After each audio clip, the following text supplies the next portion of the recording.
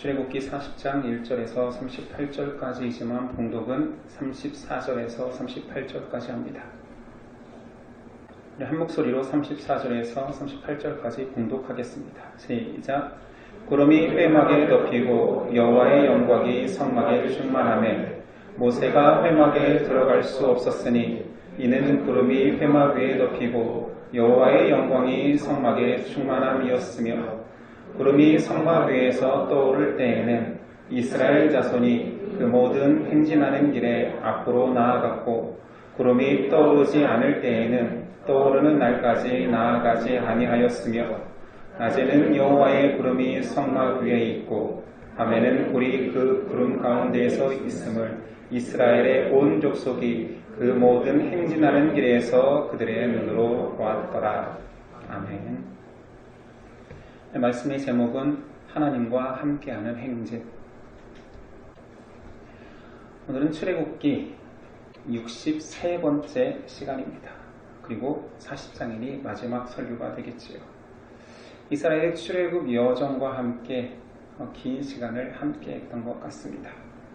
마지막 40장에는 후반부에 가장 중요시 여겼던 성막, 그 성막 건립이 맞춰지고 그 성막 봉헌식이 이루어지는 장면입니다. 이 성막 봉헌식이 시작되는 시점은 출애굽기 2년 1월 1일입니다. 시내산에 들어온 지는 9개월째 접어드는 시점입니다. 성막이 완성되자 하나님께서는 성막을 거룩한 장소로 구분하셨습니다. 9절. 또 관유를 가져다가 성막과 그 안에 있는 모든 것에 발라 그것과 그 모든 기구를 거룩하게 하라. 그것이 거룩하리라. 성막이 거룩하고 영광스러운 것은 관유라는 기름을 바르는 행위 때문에 이루어지는 것은 아니겠지요. 하나님의 선언 때문이며 그 안에서 이루어지는 일의 가치 때문일 것입니다. 성막은 태초에 하나님이 천지를 창조했던 그 창조 사역의 연장선상에서 재창조의 구원 사역이 구체적으로 시작되는 시점입니다. 하나님은 성막이 지어지자 약속대로 임재하셨습니다. 34절. 구름이 회막에 덮이고 여호와의 영광이 성막에 충만하매. 구름으로 묘사된 하나님의 영광이 성막을 가득 감싸고 있습니다. 이제 성막은 그냥 건축물이 아닙니다. 하나님께서 임재하셨으니 심지어 모세조차 들어갈 수 없는 거룩한 장소가 됩니다. 35절.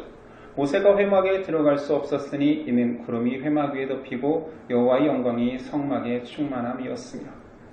모세는 알다시피 최초의 선지자에 가깝고 구약 율법을 직접 받은 자며 출애굽의 리더며 하나님의 권능을 성경 전체에서 가장 많이 행한 사람입니다. 그런 모세조차 성막 안으로 이제 들어갈 수는 없습니다. 성소에는 하나님이 지정한 제사장과 대제사장만 들어갈 수 있지요. 재창조의 구원 사역에 감히 어떤 사람도 접근조차 할 수 없는 그네의 절대성을 상징하는 것입니다. 모세는 성소에 들어가 보고 싶지 않았겠습니까? 모세 입장에서 내가 한 일이 얼만데 나보다 더 헌신하고 하나님과 가까운 사람이 없을진데 라는 생각하지 않았을까요? 그러나 하나님의 은혜 앞에서 인간의 선함이나 종교적 헌신이 주장되는 것은 말이 되지 않습니다. 이제 그 성막에 구름이 임하였고 구름에 따라 이동이 시작됩니다. 9개월 만에 시내산을 나와 하나님이 약속한 그 목적지인 가나안을 향해 행진하게 되는 거지요. 행진하는 절대 원칙이 하나 있으니 구름이 움직일 때 따라가라는 것입니다. 이 내용을 민수기에 더 상세히 설명하고 있습니다. 9장 21절 22절입니다. 혹시 구름이 저녁부터 아침까지 있다가 아침에 그 구름이 떠오를 때에는 그들이 행진하였고 구름이 밤낮 있다가 떠오르면 곧 행진하였으며 이틀이든지 한 달이든지 1년이든지 구름이 성막 위에 머물러 있을 동안에는 이스라엘 자손이 진영에 머물고 행진하지 아니하다가 떠오르면 행진하였으니, 구름이 아침에 이동하기 시작하면 그때 성막을 접고 이스라엘 백성 전체가 그 구름을 따라가는 것입니다. 구름이 머물면 멈추고 구름이 이동하면 가는 것입니다. 이스라엘은 목적지가 없는 게 아니었습니다. 가나안이라는 목적지가 분명히 있죠. 그 목적지를 향해서 가면 되는데 구름이 자꾸 머뭅니다. 원대한 목표가 보이는데도 멈추라 하면 멈춰야 되는 것입니다. 근데 그 기간이 민수기에 보니 이틀이든지 한 달이든지 1년이든지 구름이 머물러 있으면 머물고, 이스라엘의 입장이 되어봅시다. 우리가 지금 광야에서 약속의 땅 가나안의 약속을 받은 상태입니다. 가장 가까운 길로 가면 시내 광야에서 가나안 땅 가장 남부는 사흘길입니다. 지척인 거죠. 그냥 열심히 걸어가면 바로 닿을 수 있는 그곳이에요. 이스라엘이 머물고 있는 장소는 사막과 같은 광야입니다. 얼마나 척박합니까? 그 땅을 빨리 벗어나고 싶지요. 젖과 꿀이 흐르는 가나안 땅이래요. 근데 머물러 합니다. 하루면 머물 수 있겠지요. 일주일이면 한 달이면 그래도 참을 수 있을 것 같습니다. 그런데 자그마치 1년을 그 자리에서 머물러 한다면 순종할 사람이 몇이나 있을까요? 광야에서 하나님이 원하시는 것은 철저하게 하나님을 의지하는 마음입니다. 하나님의 믿음을 주실 텐데 이 믿음은 순종하는 믿음이기를 원하는 것이요. 어쩌면 사람에게 가라라는 명령보다 멈추어서 머물러라라는, 기다려라라는 명령이 더 어려울 수도 있습니다. 사무엘상 15장 22절. 사무엘이 이르되 여호와께서 번제와 다른 제사를 그의 목소리를 청종하는 것을 좋아하신 같이 좋아하시겠나이까? 순종이 제사보다 낫고 듣는 것이 순양의 기름보다 나으니. 사무엘의 이 사건은 사울왕의 기다리지 못하고 자기가 스스로 제사를 지냈던 그 장면에서 나온 말입니다. 하는 것이 편할 때가 있습니다. 가는 것이 편할 때가 있습니다. 목표가 있는데 그 목표를 향해 뛰고 싶습니다. 그런데 정말 어려운 것이 있다면 그 목표 바로 앞에서라도 멈추어서 계속 기다리라는 그 순종의 명령이 더 어려울지도 모릅니다. 성도에게 필요한 순종은 광야와 같이 척박한 인생에서 하나님을 믿고 신뢰하여서 기다려 보는 것입니다. 광야에서 뭘 할 수 있습니까? 이스라엘이 광야에서 무엇을 했을까요? 1년 동안 머물러 한 장소가 광야라면 여러분들은 무엇을 하겠습니까? 아무것도 사실 할 것은 없습니다. 성도에게 이 광야의 생활이 우리의 일상과 비슷하지 않습니까? 매일 똑같은 삶의 연속입니다. 하나님이 우리에게 주시는 분명한 목적지는 있습니다. 그 목적지를 향하여서 뛰어라, 오르라 한다라면 아마 많은 사람이 오르는 데 힘을 쓸 것입니다. 그런데 목적지가 보이는데, 갈 길이 보이는데 머물러라, 기다려라. 이런 일상의 생활 속에서 우리가 할 수 있는 것은 무엇입니까? 하나님을 신뢰하고 찬양하고 감사하는 훈련이 필요한 것입니다. 성도에게 광야학교는 하나님이 가라 하면 가고 멈추라 하면 멈출 수 있는 순종의 믿음을 가꾸는 곳입니다. 출애굽기 전반적인 내용은 여기서 받쳐집니다. 구름 따라 가고 구름이 멈추면 멈추라는 말로 출애굽기 마지막 절은 끝납니다. 우린 출애굽기 40장까지 오고 이 시점에서 출애굽기를 마무리하며 후반부에 가장 강조되었던 성막의 이미지 속에서 우리가 놓치지 않아야 될 것을 다시 한번 묵상해 봅시다. 성막은 무엇입니까? 단순히 광야에서 필요한 이동식 예배 처소, 이동식 제사 장소만은 아닙니다. 성막의 이미지에서 우리가 꼭 기억해야 되는 것은 성막 그 내부에서 이루어지는 하나님의 사역, 대속 사역, 그 대속의 주체이신 그리스도를 떠올려야 됩니다.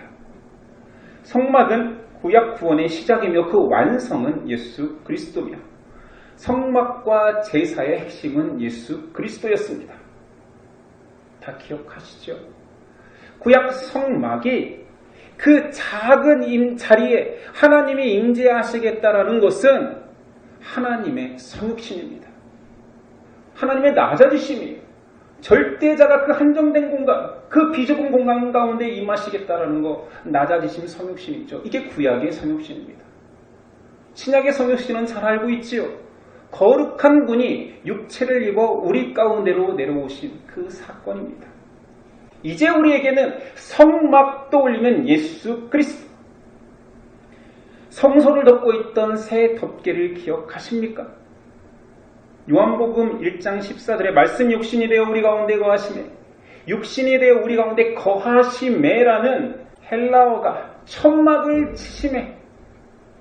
예수님께서 우리 성전의 천막 되어주셨다. 그 천막, 성소의 새 덮개는 무엇이었습니까? 흠모할 만한 아무것도 없는 얼룩덜룩한 거무스름한 그 바깥 천막은 예수 그리스도의 육체였고, 그것을 뚫고 들어가 흰 천막은 피로써 속죄한 바다 깨끗하게 된 대속을 이루신 그리스도를 상징하며, 마지막 청색, 자색, 홍색, 백색 실은 하나님의 임재를 상징하는 그 천 아니었습니까? 그리스도의 침투를 통해서만 하나님이 거하시는 속죄수의 위에 우리가 다가갈 수 있다는 거죠. 이제 우리에게 구약의 성막은 그 자체로 예수 그리스도를 떠올려야 됩니다. 그리고 예수님 성막으로 오셔서 하신 일이 무엇입니까? 지성소를 가리고 있던 휘장을 찢으셨습니다. 자신의 육체를 찢어 하나님과의 관계를 회복시켜 이루신 것은 바로 우리가 성소되게 하신 것입니다. 교회된 우리가 바로 성령이 직접 임할 수 있는 육체가 된 것이죠. 성막이 거룩한 이유는 하나님의 임재 때문이라 했습니다. 금운동으로 가꾸어서가 아닙니다. 하나님의 임재하시기 때문에 성막이 거룩한 막이 된 것처럼 그리스도의 육체로 찢어 이제 우리가 그리스도의 몸된 교회가 될 수 있기에, 하나님이 임재할 수 있는 처소가 되었기에 우리가 성막인 것입니다. 고린도전서 3장 16, 17절 너희는 너희가 하나님의 성전인 것과 하나님의 성령이 너희 안에 계시는 것을 알지 못하느냐? 하나님의 성전은 거룩하니 너희도 그러하니라. 우리가 아무리 연약하고 볼품없을지라도 성령이 거하실 수 있는 존재가 되었기 때문에 우리 또한 거룩한 성전이 되는 것입니다. 에베소 2장 22절 너희도 성령 안에서 하나님이 거하실 처소가 되기 위하여 그리스도 예수 안에서 함께 지어져 가느니라.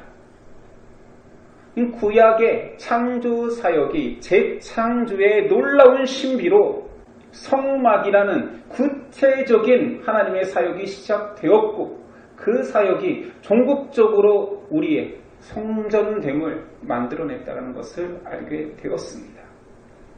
이 놀라운 사실은 굉장히 놀라운 건데 우리 신앙인 되면서 너무 당연하게 여겨서 이 감격이 줄어든 것 같습니다. 출애굽기 전체의 결론을 이제 지어볼까 합니다. 창조의 원리, 우린 창세기 때 창조의 원리를 배웠지요. 하나님께서는 6일 동안 일하시고 7일 때 안식을 주겠다. 내가 쉰 것처럼 너희도 쉬어라. 그 안식을 함께 누리자 했던 그 하나님의 창조 섭리가 이제 성막이라는 재창조의 섭리 가운데 동일하게 강조되고 있습니다. 창조 후 하나님께서 안식할 장소로 에덴을 허락하셨습니다. 범죄한 아담으로 인하여서 그 장소를 빼앗겼지요. 추방당했지요. 이제 성막이라는 임재의 장소를 재창조의 구원 사역 속에서 허락받고 있습니다. 다시 이스라엘은 안식을 누리게 된 것입니다. 창조는 새로운 차원으로 재창조라는 새 역사의 시작을 알린 것입니다. 하나님의 백성은 이 재창조의 사역 속에서 영원한 안식을 누리며 찾아가는 것입니다. 더 쉽게 이야기하여서 하나님은 성막이라는 구원의 방식을 만드셨습니다. 그리고 그 성막은 신약의 교회가 되었지요. 그리고 그 교회는 영원한 성전인 하늘 성전인 하나님과 예수 그리스도를 만나게 하는 도구가 됩니다. 마지막 날 성전은 더 이상 없다 말합니다. 이유는 성막은 그 하늘 성전의 그림자라고 했잖아요. 신약의 그리스도는 참 형상이라고 했잖아요. 구약은 그림자였죠. 신약은 예수 그리스도께서 참 형상이 되어주셨죠. 마지막 날 하나님 나라에 가면 예수 그리스도 자신이 성전이 되어서 만나주십니다. 계시록에 이런 말씀이 있습니다. 21장 22절. 성 안에서 내가 성전을 보지 못하였으니 이는 주 하나님 곧 전능하신 이와 및 어린 양이 그 성전이심이라. 더 이상 성전이 없고 하나님과 어린 양 예수만이 진정한 성전이 되는 것입니다. 지상 성전의 형상이 더 이상 필요하지 않아요. 왜냐? 속죄는 이루어졌잖아요. 그리고 말씀하시는 하나님과 그리스도를 눈과 눈이 손과 손이 그리고 말씀을 직접 들을 수 있는 성전이 계시기에 더 이상 형상화된 성전이 필요 없다라는 것입니다. 그런데 이것은 마지막 일입니다. 지금 우리는 천국에 들어간 것이 아니지. 그래서 신약 시대를 살고 있는 우리는 참 형상 예수 그리스도를 따라가야 됩니다. 이스라엘 백성이 아직 가나안에 들어가지 못한 것처럼 우리도 영적 가나안 천국에 들어간 것이 아닙니다. 광야의 여정을 살게 되는 거지요. 광야 속에서 구름 기둥의 인도함을 받는 것처럼 우리도 성령과 그리스도의 인도함으로 마지막 날 들어갈 하나님 나라를 걸어가는 것입니다. 구름 기둥이 임하는 장소를 많은 사람이 천국이라고 하나님 나라라고 착각해서는 안 됩니다. 우리가 하나님을 믿고 믿음이 있어 이곳이 하나님 나라라고 고백할 수는 있죠. 왜냐하면 예수님이 그렇게 표현했기 때문입니다. 하나님 나라는 이미 임하였고 그러나 아직 오지 않았다. 굉장히 어려운 말이잖아요. 모순 같잖아요. 하나님 나라가 이미 already 임한 것은 그리스도께서 이 땅에 오셨기 때문입니다. 그리스도께서 복음을 완전히 선포했기 때문에 이미 임하였지만 난예 아직 임하지 않은 것은 모든 하나님의 백성이 천국에 입장하지 않았기에 그리스도께서 다시 오시는 날 완성되기 때문에 이미와 아직이 가능한 것입니다.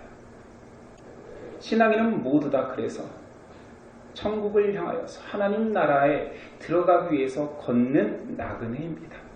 하나님은 광야에 집을 지으라 허락하지 않으십니다. 심지어 하나님을 예배하는 성소조차 텐트로 지으라 하셨습니다. 이스라엘 전 백성은 다 텐트 생활을 했죠. 나그네로 살라는 것입니다. 광야길은 영원히 머물러야 될 터가 아니라는 것입니다. 약속의 땅을 가기 위한 거쳐가는 길인 거지. 광야에서 정착의 꿈과 소망을 꾸지 말라라는 것입니다. 오히려 미련을 버리라는 것이. 그러니 말뚝박고 기둥 세우지 말라라는 것입니다. 성도의 삶이 이 땅에 소망이 없기에.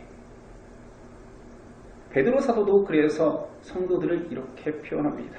사랑하는 자들아 거류민과 나그네같이 너희를 권하노니. 히브리서 기자도 이렇게 표현하죠. 11장 16절입니다. 그들이 이제는 더 나은 본향을 사모하니 곧 하늘에 있는 것이라.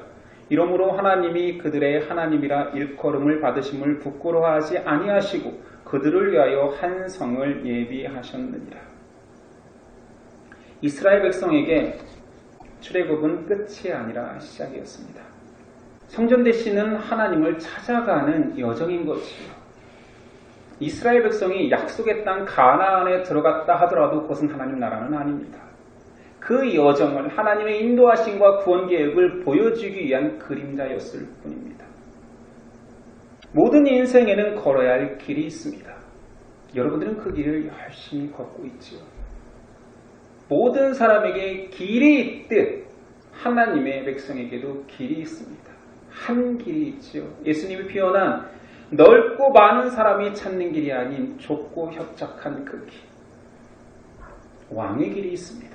예수님께서 걸어가신 길이니 킹스로드, 로얄 로드죠.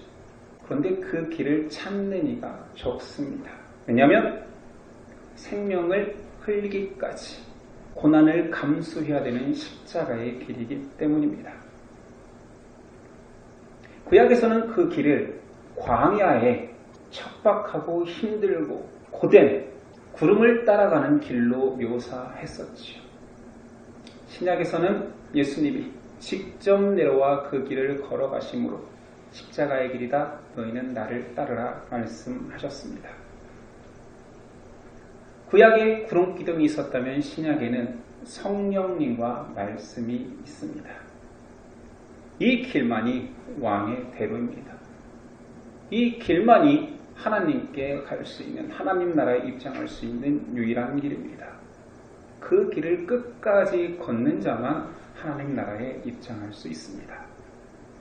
광야에 있어도 아마 많은 사람들이 하나님의 권능을 보면서도 구름보다 앞서가고 싶어하는 사람들이 있었을 것입니다. 빨리 우리의 목적을 성취하자 그것이 하나님이 기뻐할 것이다라고 주장하는 사람도 있었을 것입니다. 실제로 성경을 보니 있었던 것이 아니라 많았습니다. 구름보다 앞서가려고 했고 하나님의 뜻보다 먼저 가려고 했고 내가 광야를 좀 아는데 내 지혜로 더 좋은 길이 있다. 왜 여기에 천막을 내리냐? 좋은 땅이 아니다. 더 평평한 곳이 있지 않느냐. 저 옆에 텐트를 치자라고 하는 사람이 왜 없었겠습니까? 그러나 하나님은 구름 기둥이 머무는 자리가 너희가 머물 자리라고 말씀하십니다. 이것이 성도가 세상을 살아가는 방식입니다. 때로는 되게 미련해 보입니다. 답답해 보입니다. 그러나 우리는 그 답답한 방식을 사랑하고 사모하는 것이 가장 안전하다는 것을 알아야 됩니다. 우리는 우리 앞길을 모르잖아요. 위기와 함정이 항상 도사리고 있잖아요. 아무리 조심해도 피해지지 않는 것이 있잖아요. 그러나 그 모든 것을 아시는 하나님께서는 때로는 기다려라. 하루든 이틀이든 한 달이든 1년이든 기다려라. 내가 움직이라 할 때까지 구름이 요동하기 전까지는 움직이지 말라라고 말씀하십니다. 이게 최고의 답임에도 우리의 성정은 세상의 방식에 유혹되고 세상의 목소리에 유혹되어 내 방식의 길을 찾고 싶어 합니다. 그게 지혜로울 거라 여깁니다. 명심합시다. 구름이 움직일 때 움직이는 것이 가장 안전합니다. 인생의 답이 하나님이며 하나님만 가장 좋은 길로 인도하시기 때문입니다. 시인이 이런 고백을 합니다. 143편 10절. 주는 나의 하나님이십니다. 주의 뜻을 행하도록 나를 가르치소서. 주의 성령은 선하신 분입니다. 나를 바른 길로 인도하소서. 대학생 때 CCC 활동을 하면서 그냥 우리의 표였지만 그런 표현 중에 가장 좋아했던 것은 기도보다 성령보다 앞서지 말자. 근데 제가 후배일 때에는 그 말이 되게 싫었어요. 선배들한테 뭔가 제안을 하면 선배들이 그걸 못하게 할 때 쓰는 말인 것 같았어요. 성도 경제, 기도보다 성령보다 앞서지 마. 우리 이거 못하는 거니까 좀 기다려봐. 변명처럼 들렸어요. 기도보다 성령보다 앞서지 마. 우리 기도해보지 않았잖아. 하나님의 뜻이 무엇인지 합심하여 나눠보고 기도해보지 않았잖아. 너무 성급해하지 마. 제가 선배가 되어서 똑같은 표현을 하고 있더라고요. 물론 제 목회 현장에서도 비슷한 표현을 하고 있습니다. 다른 표현이지만 좀 기다려봐. 아직 준비되지 않았어. 그러나 제 마음속에 안 가고자 하는 마음은 아닙니다. 왜냐하면 저도 동일한 마음이 동하고 있기 때문에. 그러나 하나님이 정말 인도하시는 길인지 아닌지, 제가 제 욕심껏 걸어갔을 때 돌아온 길이 너무나 많았기에, 고생스러운 고생을 사소한 경험이 많기에, 부족한 인도자를 만나 열심히 고생한 발걸음이 떠오르기 때문에 망설여지는 것이 사실입니다. 그러니 머물러 차라리 하나님의 뜻이 명백하게 보이지 않으면 안 해야겠다라는 생각이 있습니다. 변명같지만. 여러분, 함께 갑시다. 저는 이 길에 낙오자가 없었으면 좋겠습니다. 몇몇 사람이 성취하는 길이 아니라 예수님의 모든 사람이 함께 갈 수 있는 길이길 원합니다. 성전된 하나님과 예수 그리스도가 성전되시는 그곳에서 기뻐 뛰며 우리가 환호할 수 있는 그곳까지 힘내서 가봅시다. 광야에서 주저앉으면 너무 힘든 자리가 될 것입니다. 가장 중요하면서도 너무 다행인 것은 출애굽기 40장 마지막 절입니다. 낮에는 여호와의 구름이 성막 위에 있고 밤에는 불이 그 구름 가운데 있음을 이스라엘의 온 족속이 그 모든 행진하는 길에서 그들의 눈으로 보았더라. 그 모든 행진하는 길, 원어상의 의미는 이렇습니다. 그들의 여행길 내내, 그들이 걸어가는 그 모든 순간과 모든 장소에 한결같이, 이런 뜻입니다. 40년 동안 왜 우리를 힘든 광야에서 돌게 하셨습니까? 이스라엘 백성은 항변하겠지요. 우리가 그렇게 잘못했습니까? 1세대인 우리가, 출애굽 1세대인 우리가 정말 약속의 땅에 못 들어가는 것이 그렇게 우리가 잘못해서입니까? 라고 항변했겠지요. 우리가 이 땅에, 이 광야에서 늙어 죽어야 됩니까? 라고 원망했겠지요. 그 원망하는 순간조차도 하나님은 모든 여행길 내내 그들과 함께 했습니다.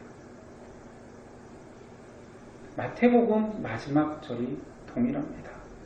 내가 너에게 분부한 모든 것을 가르쳐 지키게 하라. 볼지어다 내가 세상 끝날까지 너희와 항상 함께 있으리라 하십니다. 하나님은 우리가 고난 중에 있을지라도, 하나님에 대해서 불편한 마음이 있을 때일지라도, 때로는 말씀에 등 돌리고 순종하지 않겠다라고 할 그 순간에라도 하나님은 내내 우리와 함께 하십니다. 임마누엘이신 하나님께서 출애굽기 끝에도 마태복음 끝에도 나는 너희와 영원히 함께 할 거야. 너는 내 것이기에 내 나라에 들어오기까지 나는 너를 내버려두지 않겠다. 우리에게 그리스도라는 말씀을 주셨습니다. 그리고 혹 그 길을 잃어버릴까봐, 그 길을 완벽하게 보여줬지만 그 길에서 이탈될까봐 예수님은 또한 자신의 성령을 보내주셔서 우리를 붙잡아 주십니다. 나를 따라오라, 내 말씀을 따라오라, 내 말씀만 붙들고 와라. 안전하게 너를 마지막 날 성전된 나와 만나는 역사를 이루게 할 것이다 하고 선언해버렸습니다. 출애굽기 끝 말씀에도 마태복음 끝에도 내가 영원히 너와 함께 할 것이다. 나는 결코 너를 놓지 않을 것이다 라고 선언해버렸습니다. 우리의 행진이 힘들어도 이제 괜찮습니다. 폭풍을 만나도 괜찮습니다. 성남 파도를 만나도 괜찮습니다. 태풍 같은 시련이 와도 괜찮습니다. 전국적으로는 하나님이 나를 놓지 않고 내 모든 여정 가운데 함께하기 때문입니다. 이것은 한 사람의 고백이 아닙니다. 하나님의 선언입니다. 내가 너를 놓지 않는다. 내가 너와 영원히 내 나라에 들어오기까지 함께 하겠다라는 선언을 해버리셨습니다. 그럼 우리 함께 합시다. 어느 누구도 낙오돼서는 안 됩니다. 하나님 나라에 입장해야 됩니다. 그리고 하나님이 함께 하시기에 괜찮습니다.